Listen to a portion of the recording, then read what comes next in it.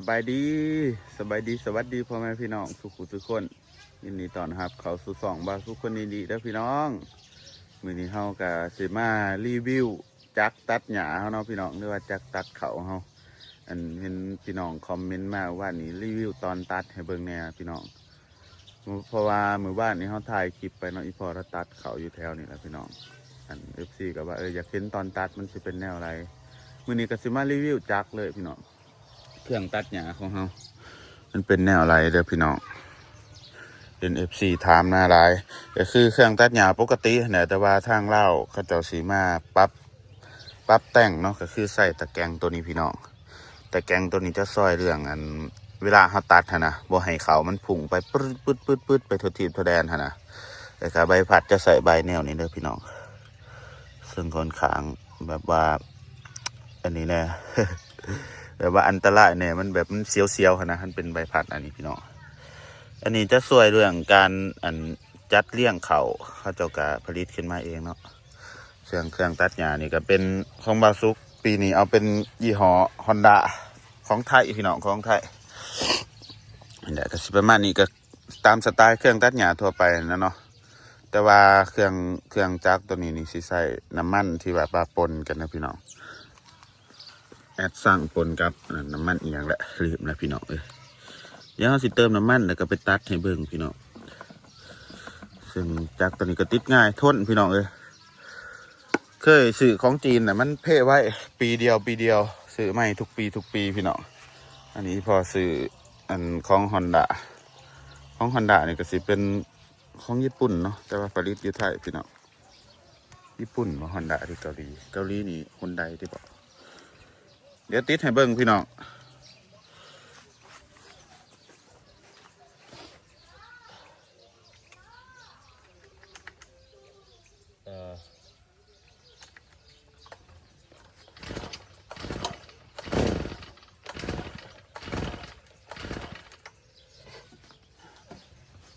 เติมน้ำมันก่อน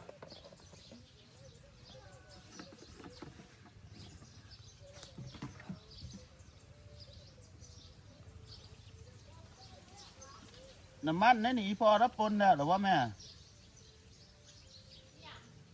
น้ำมันนั่นนี่พอรับปนนะบ่ตัวนี้เห็นบ่ได้ปนบ่โอ้จักไทย โอ้พี่น้องลืมไปตัวนี้จักไทยบ่ได้ปนตัวนี้มันเป็นจักซีทีเนาะลืมไปจักซีจังหวะมันบ่ได้ใส่น้ำมันปนลืมพี่น้องขออภัยบอกกันนั่นบอกข้อมูลผิดบางนึงโอ้ยสุดประมาณนี้เนาะพี่น้องวิธีตัดกับกวนไปเดี๋ยวพาไปเบิ่งอยู่พุ่นละ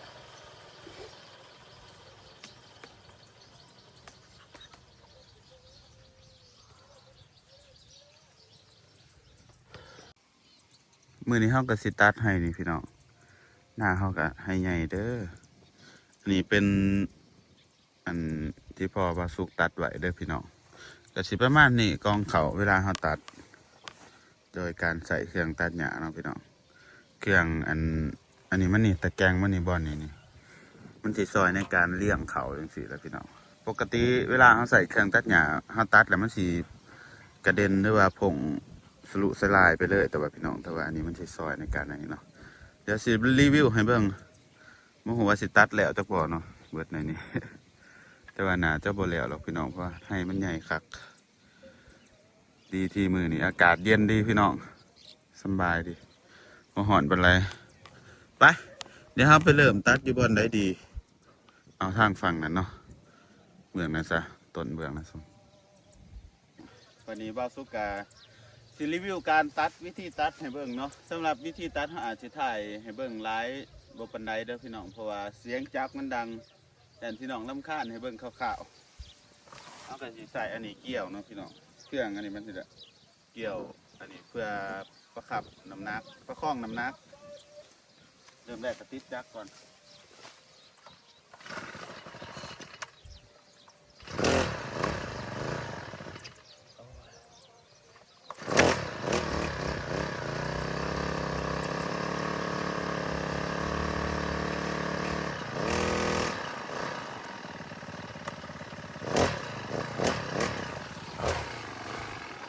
ประมาณนี้แล้วพี่น้อง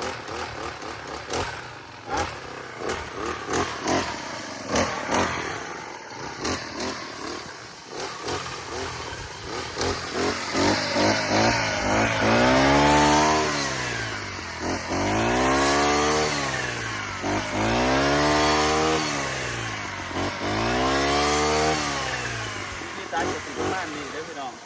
ตอนพัดอิฐก็อาจจะบ่งามแน่มันจะไปงามตอนกลางๆเพราะว่าทางแคบในร่างมันตัดยาก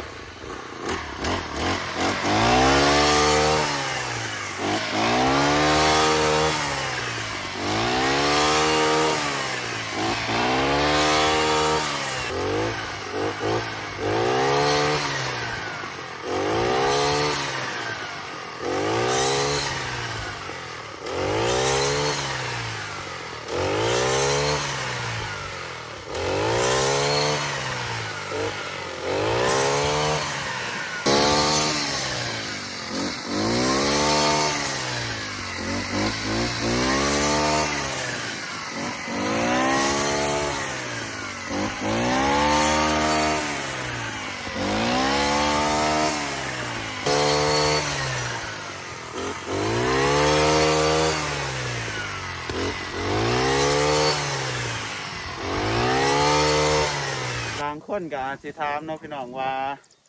อยู่บ้านบ่สุกบ่มีรถเกี่ยวบ่คือยังใส่อันเครื่องตัดหญ้าหรือว่าใส่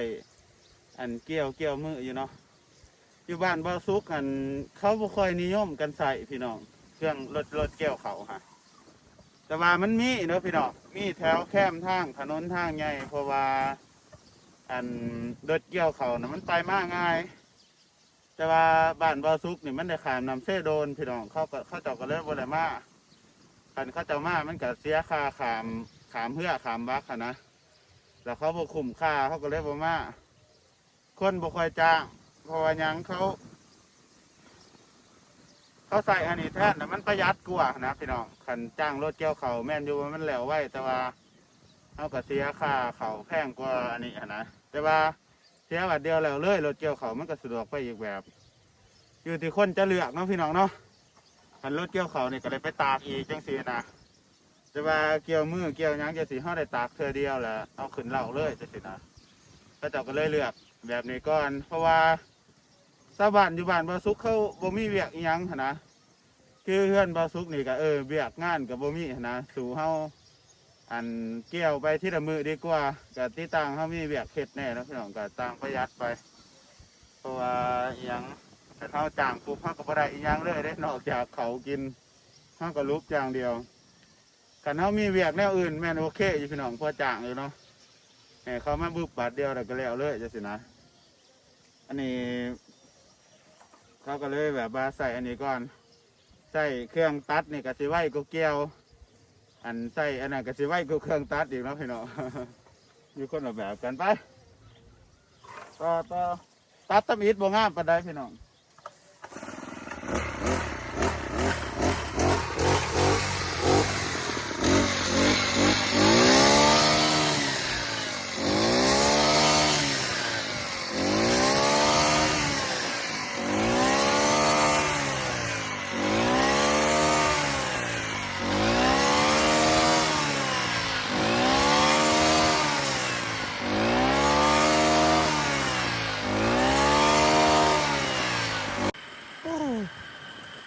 หลายๆเติบพี่น้อง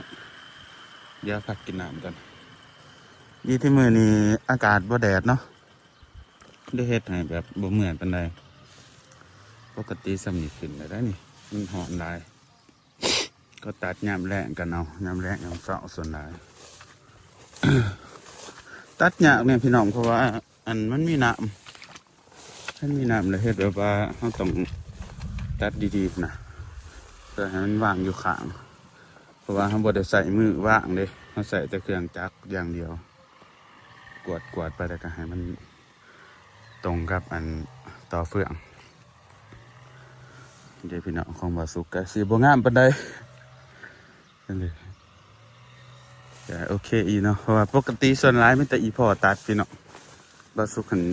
ส่วนร้ายมันแต่มัดกับคนแล้วก็เกี่ยวซุ่มตัวมันหลบอันนี้ป้าจ จุดอดีตคนมันเลยว่ามันถุยอันนี้มันแบบก็จะว่าคิดเลยว่ามันจะเป็นหอนไหนวะมันจะเป็นโค้งอุ้ยแสบคักเลยนี่ไปพี่น้องหากินน้ำก่อนเดี๋ยวสิตัดผู้นแหละจนกว่าแบบว่าเมื่อยแห้งๆผู้นแหละเดี๋ยวตัดแบบน่าจะง่ายนะ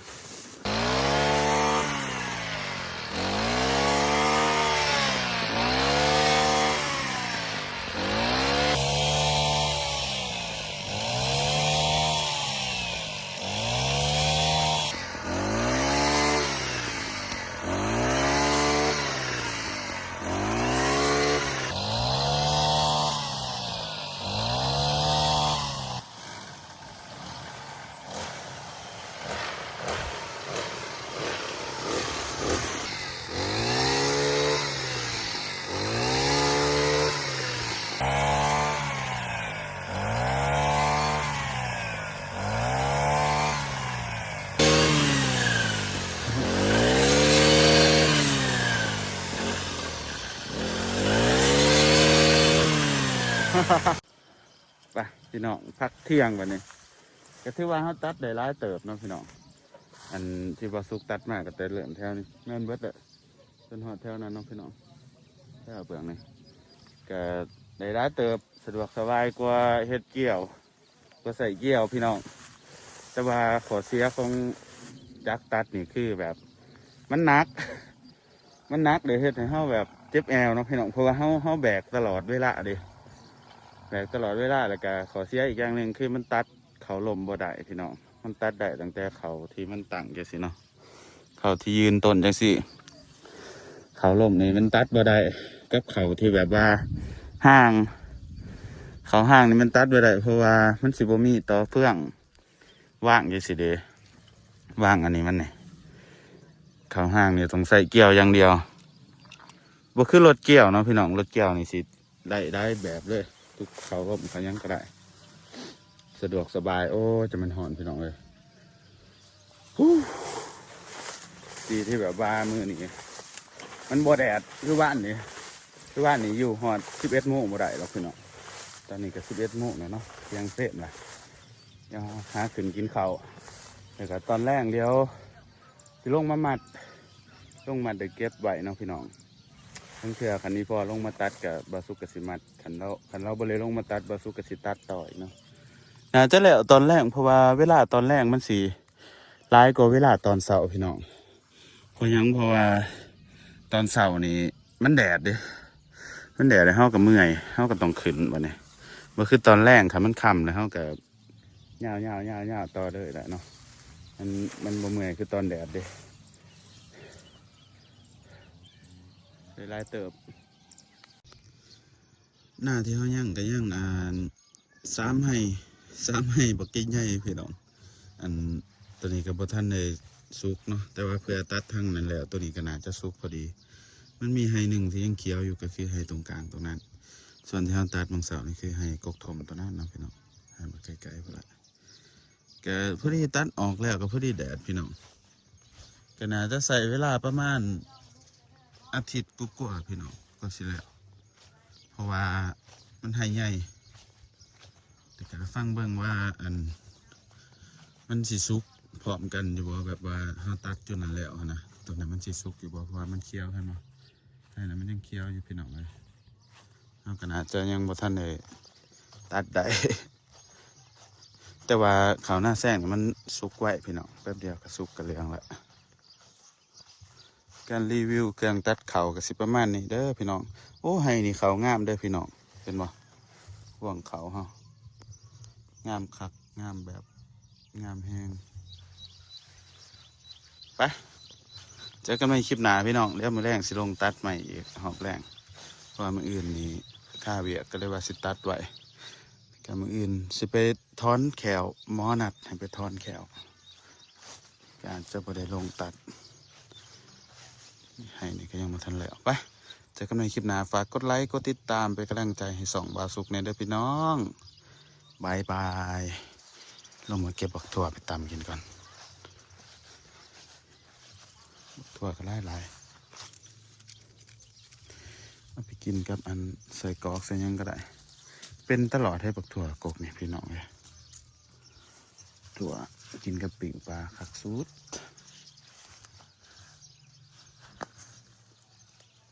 ปลา พี่น้องผู้ใดเห็นบักม่วงคนนี้ตัวนั้นไว้ถ่ายพี่น้องเบิ่งก่อนงามันจนหักข้อมันเป็นดอกเบิ่งไหมตั้งโพดได้ที่บักม่วงก็ได้ปีเพิ่นเป็นพี่น้องเลยป้าดจะเป็นลายคักมั้ยไหมพี่น้องงาจนหัก